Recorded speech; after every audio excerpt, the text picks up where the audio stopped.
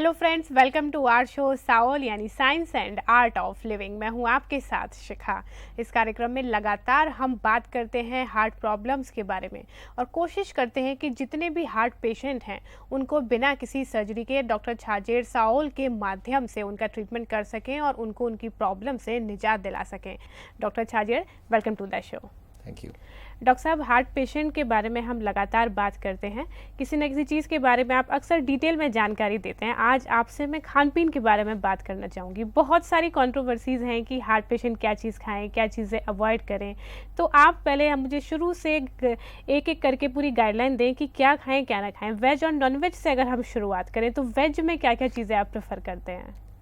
देखिए, ऐसा है, नॉन वेज तो खाना नहीं है क्योंकि नॉन वेजिटेरियन खाने में सारे में कोलेस्ट्रॉल होता है। तो जितना भी तरह का मीट है, चिकन है, मटन है, बीफ है, अंडा है, पोर्क है या मछली है, ये सारे के सारे नहीं खाना चाहिए हार्ट के पेशेंट्स को अगर वो रिवर्स करना चाहता है। और वेजिटेरियन खाने में अगर देखा जाए तो दूध है, वो भी एनिमल प्रोडक्ट है, वो दूध भी नहीं लेना चाहिए क्योंकि दूध में भी, और दूध का मतलब खाली दूध नहीं है, डेयरी, कंप्लीट डेयरी, मतलब दूध से बने हुए जितने आइटम है, चाहे घी हो, चाहे दही हो, और लस्सी हो, और रबड़ी हो, और आइसक्रीम हो, ये दूध के बने हुए सारे खाना ही हार्ट के लिए ठीक नहीं है। तो ये तो हो गया नॉन वेज आइटम्स के बाद। जी, और डॉक्टर साहब वेज की अगर बात करें तो आप क्या प्रेफर करेंगे? वेज में देखिए, सारे तेल बंद करना पड़ेगा। तेल होता है ट्राइग्लिसराइड, वो चाहे कोई भी कंपनी की तेल हो, सारे तेल करीब करीब हार्ट के लिए बराबर सा ही नुकसान करती है। और उसके संग हम चाहते हैं उनको ड्राई फ्रूट्स ना लिया जाए, उनको अल्कोहल अवॉइड करने बोलते हैं हम लोग, उनको हम लोग हाई कैलोरी फूड मना करते हैं अगर वो ओवरवेट है, और अगर बहुत पतले दुबले हैं तो उनको हाई कैलोरी फूड देते हैं। तो एक पूरा एक जानकारी हम लोग हार्ट के पेशेंट्स को देते हैं। हमारी एक ट्रेनिंग होती है, उस ट्रेनिंग में हम उनको एक दिन के लिए हस्बैंड वाइफ को बुला के पूरी की पूरी ऊपर से नीचे सारी जानकारी देते हैं, जैसे उनके मन में कोई डाउट ना रहे, ना हस्बैंड के मन में रहे, ना वाइफ के मन में रहे। क्योंकि एक को डाउट हो, एक को नहीं हो, तो वो मानते नहीं एक दूसरे की बात।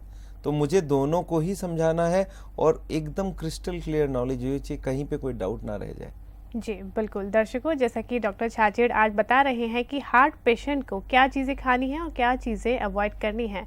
साथ ही पूरी जानकारी के लिए आप टीवी स्क्रीन पर दिए गए नंबर्स पर कॉल करके फ्री डीवीडीज़ भी मंगा सकते हैं। डॉक्टर साहब, चलिए, आपने 3-4 चीज़ों का जिक्र किया यहाँ पर, नॉन-वेज के बारे में, वेज, मिल्क, ड्राई फ्रूट्स और फिश के बारे में। फ़िश के बारे में आपसे जानना चाहूँगी। नॉन-वेज फूड की अगर बात करें, कुछ लोगों का मानना है, इवन कुछ जो कार्डियोलॉजिस्ट हैं उनका भी मानना है कि फ़िश हार्ट पेशेंट के लिए अच्छी होती है। इनफैक्ट जो फ़िश ऑयल है वो भी अच्छा होता है।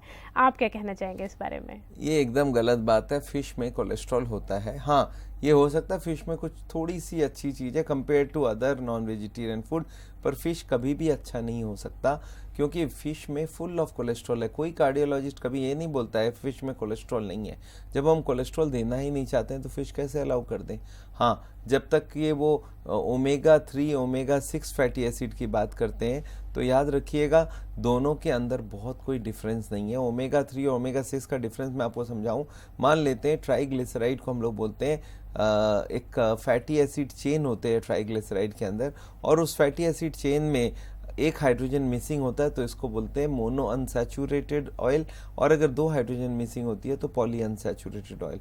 और जो हाइड्रोजन मिसिंग वाली जगह है वो अगर 3rd पोजीशन में हो, 6th पोजीशन में, 9th पोजीशन में, तीनों जगह कहीं हो सकता है। जैसे समझ लीजिए एक आदमी का शर्ट का बटन खोला, 1st position, 3rd position, 5th position, shirt के बटन खुला है तो खुला है। अभी उसमें पोजीशन बहुत बड़ा मायने नहीं रखता है, पर इसको क्या आउट ऑफ प्रोपोर्शन ब्लो किया गया है कि नहीं नहीं नहीं, ये तो ओमेगा 3 बहुत अच्छा है, ओमेगा 6 उतनी अच्छी नहीं है। ये सब बहुत ज़्यादा मायने रखता नहीं है। जैसे कि ये ऑयल अच्छा है, वो ऑयल अच्छा है, वो भी कोई मायने नहीं रखता है। बहुत कम डिफरेंस है इन तीनों के बीच में, ओमेगा 3, ओमेगा 6, ओमेगा 9 के अंदर। तो इसलिए इसको लेके बहुत ज़्यादा जार्गन बनाने का कोई ज़रूरत नहीं है। अवॉइड तो फिश को पूरा ही करना चाहिए। जी डॉक्टर साहब, फिलहाल एक कॉलर हैं दिल्ली से हमारे साथ। हेलो हेलो, अनीता जी बताएं क्या जानना चाहती हैं? मैम, मेरे हस्बैंड को चलते समय हार्ट में थोड़ी सी पेन होती है जी। और वो मतलब खाना पीना इतना अवॉइड नहीं कर पाते हैं, तो मुझे ये डॉक्टर साहब से बात करनी है कि भी उनके लिए क्या करूं मैं, ताकि वो मतलब मेरी बात माने और वो खाना पीना थोड़ा सा अवॉइड करें। जी देखिए, इसका बहुत सिंपल सा रूल है। खाना पीना हम अवॉइड करने की बात ही नहीं कर रहे हैं, हम बोलते हैं हर चीज खाओ, हर चीज खाओ, सिर्फ बिना तेल के खाना होगा। अगर वो पकोड़े खाना चाहते हैं तो पकोड़े खाएं, कचौड़ी खाएं, समोसे खाएं, मिठाई खाना चाहते हैं मिठाई खाएं, हर तरह की सब्जी खाएं, मुझे कोई चीज में कमी नहीं है। हमें खाली बिना तेल के बने होने चाहिए और जितने जानवर वाली प्रोडक्ट है उसको अवॉइड करना चाहिए। अच्छा, लोगों का एक प्रॉब्लम है कि उनको बॉइल्ड खाना अच्छा नहीं लगता। हम बोलते बॉइल्ड का कोई क्वेश्चन ही नहीं है। हमारे चावल में जो बिना तेल का खाना वो बॉइल्ड नहीं होता, उसका टेस्ट सेम टू सेम होता है। और उसको अगर वो आदमी मान जाए तो उसके लिए हम लोग क्या बोलते हैं, पहले मेरे यहाँ आके खा के जाओ। वाइफ को बोलता हूँ आप भी खा के जाओ, दोनों खा के बोलते खाना तो सेम है। मैं बोला अगर सेम है तो आपको अवॉइड करने की बात ही नहीं कर रहे हैं हम लोग। हम बोलते हैं हर चीज़ खाना अलाउड है, मिठाइयाँ खानी, नमकीन खाइए, हर चीज़ खाइए पर बिना तेल के होने चाहिए। डॉक्टर साहब, आपने फिश ऑयल और ओमेगा 3 कैप्सूल्स जो कि आजकल मार्केट्स में अवेलेबल है उनके बारे में बिल्कुल क्लियर करा कि बहुत ज़्यादा डिफरेंस नहीं है और हार्ट पेशेंट के लिए उतनी ही बेनिफिशियल भी नहीं है। अब इसके साथ अगर हम मिल्क की बात करें, किस तरह का मिल्क आप रिकमेंड करेंगे कि हार्ट पेशेंट को लेना चाहिए? देखिए, मिल्क हार्ट के लिए अच्छा नहीं है क्योंकि वो भी एनिमल प्रोडक्ट है और फुल ऑफ कोलेस्ट्रॉल है। पर मिल्क में बहुत सारी वैरायटी हो सकती है। जैसे सबसे खराब मिल्क अगर हम माने ना तो वो है भैंस की, मतलब बफेलो मिल्क सबसे खराब होता है। इसको फुल क्रीम मिल्क भी बोल सकते हैं। इससे थोड़ा सारा कम खराब होती है गाय की दूध, और गाय के दूध से भी कम खराब होती है अगर वो टोन्ड या डबल टोन्ड मिल्क हो। और अगर दूध में सबसे अच्छा माना जाए तो उसको स्किम्ड मिल्क बोलते हैं। स्किम्ड मिल्क को दिल्ली में सेपरेटा मिल्क भी बोलते हैं नॉर्थ में।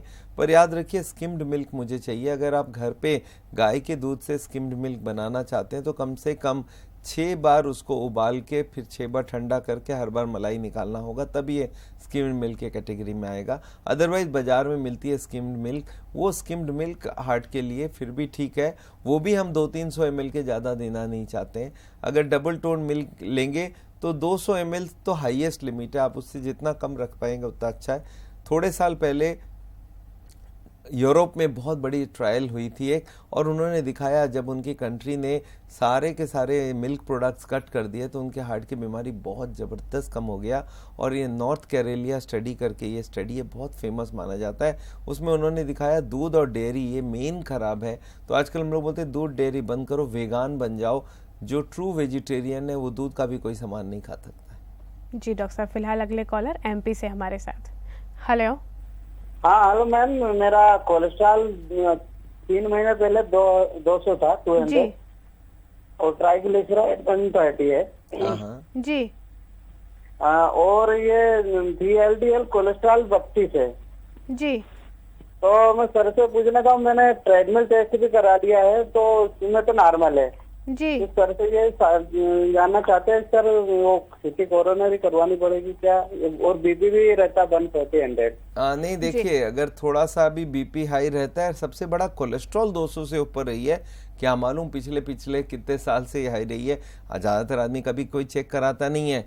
अब आज पता चला, मान लेते 200 कोलेस्ट्रॉल है, तो मैं अगर ये मान के चलूँ पिछले 20 साल से हाई कोलेस्ट्रॉल चल रही है तो क्या मालूम अभी तक क्या ब्लॉकेज हो गई है। तो आपके लिए मैं एक बात तो पक्का बोल दूंगा कि आप एक बार कोलेस्ट्रॉल कम करने की एक गोली खाना चालू कर दीजिए, पर ये जिंदगी भर का खाने वाला बात हो गया। तो इसके लिए मैं चाहूँगा आप पहले सिटी कोरोनरी स्कैन करवा लीजिए। कोई इमरजेंसी नहीं है, पर देख लीजिए अगर उसमें ब्लॉकेज नहीं मिलता तब तो आपको कोलेस्ट्रॉल की गोली लेने की भी ज़रूरत नहीं है।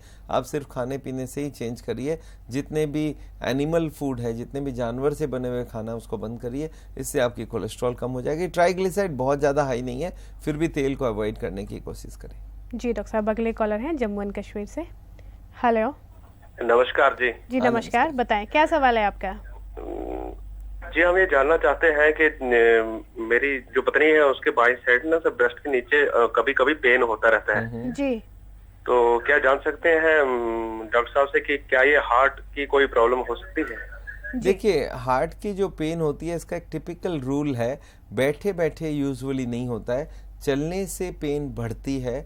जैसे ही पेशेंट चलना चालू करे, मेहनत चालू करे तो ये पेन बढ़ती है, और जब भी वो स्लो हो जाए तो ये पेन ख़त्म हो जाती है। तो ये तो हार्ट का बनता है। अगर ऐसा तकलीफ़ है जो कि पेन एक्सरसाइज से रिलेटेड है, मेहनत से रिलेटेड है, तब तो हार्ट की तरफ ये पूरी बात जाती है। फिर भी आपको लगता है कि नहीं मेरे को इसको क्लियर करना है, तो 2 टेस्ट आप सोच सकते हैं। एक तो अगर बहुत कम पैसे में हो तो ट्रेडमिल टेस्ट करके देख सकते हैं, पर ट्रेडमिल में भी उतनी क्लियर नहीं आती है।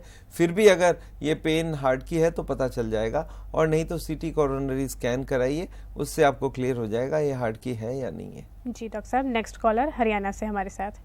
हेलो हेलो हेलो, उदय जी, बताएं क्या जानना चाहते हैं? मेरे को जी 9 फरवरी को हार्ट अटैक हो गया था। जी तो फिर ये यहाँ पे फरीदाबाद में है जी मेट्रो हार्ट सेंटर, वहाँ पे दाखिल हुआ था। जी तो उन्होंने बोला था उसमें स्टेंट डालने के लिए, वो तो हमने मना कर दिया था। तो उन्होंने कोई दवाइयाँ लगा के ना थ्रोम्बोलाइज करके हमारे हार्ट को थोड़ा सा खोला था।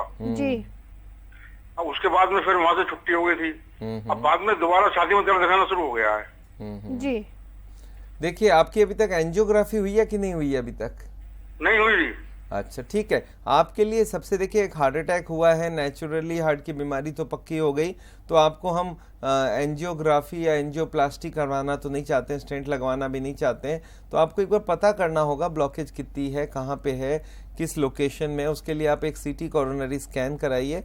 आप दिल्ली आके हम लोग के यहाँ पे मिलके आप सीटी स्कैन करवा लीजिए, हमारे क्लिनिक से बात कीजिए, और उसके बाद आपका आगे का जो तय करना होगा कि कैसे क्या चलेगा। और हमारी दिल्ली में जब भी कैंप होती है उसको ज्वाइन कर लीजिए, और फिर आप जैसा पीछे इलाज चाहते हैं, नेचुरल बाईपास या बायोकेमिकल क्लीनिंग, उसको भी कराया जा सकता है। उससे आपको बहुत जल्दी फ़ायदा मिल जाएगा और आप एकदम ठीक हो जाएंगे।